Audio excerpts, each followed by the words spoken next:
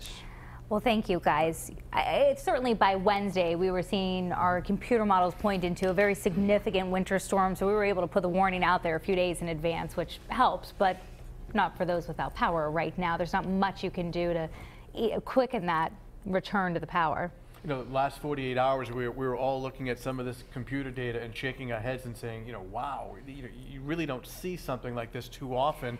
And I mean, when we were making the accumulation forecast map, you know, we were putting the 30 inches. The 30-inch numeral on the map, and I was like, I've been here a long time. I can't, you know, it's not often. How long? How long? Hey, you weren't even born, Patrick. I mean, it's not often that you make an accumulation map like that, and you know, this storm has been rare. It's ranking now as in the top 10. I think it's number 9. Number 9, but the snowfall total from TF Green is before the snow actually came to a complete end, so we may move up a couple of spots, certainly in the top 10 snowstorms in Rhode Island history. And speaking of snow, good news, it continues to pull away on live pinpoint Doppler 12 radar. That darker blue, which really, if you've been watching for many hours, was covering your TV set at home and just filling up the screen.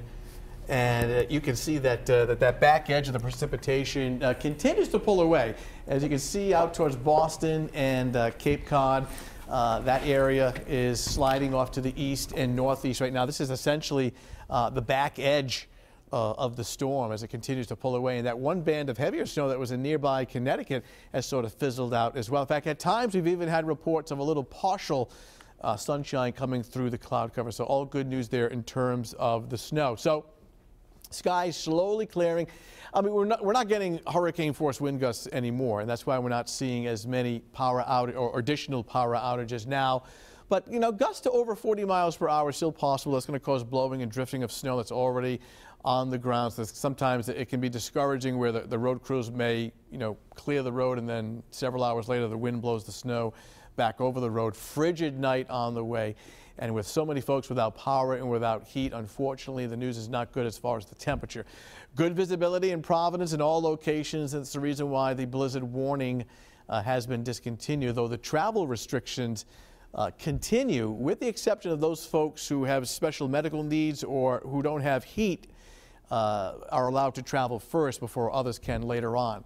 Temperature now at 23 in the city, but with the wind it feels more like 8. That is the wind chill, which in many areas has been running in the single digits.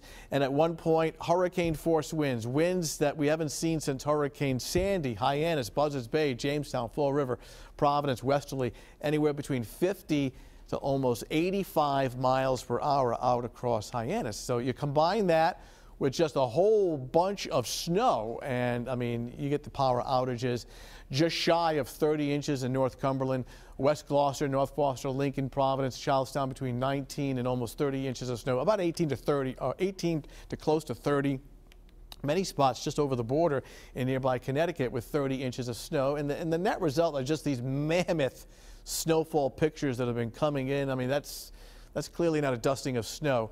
That is quite a bit, and that's a tremendous load of snow as far as weight. You know, if you're not in great shape as far as shoveling, be careful. A cubic foot of snow weighs anywhere between 7 and 15 pounds. So on the back or on the ticker, you want to be careful. Maybe have the neighborhood children do the snow shoveling instead, because it's real heavy-duty stuff.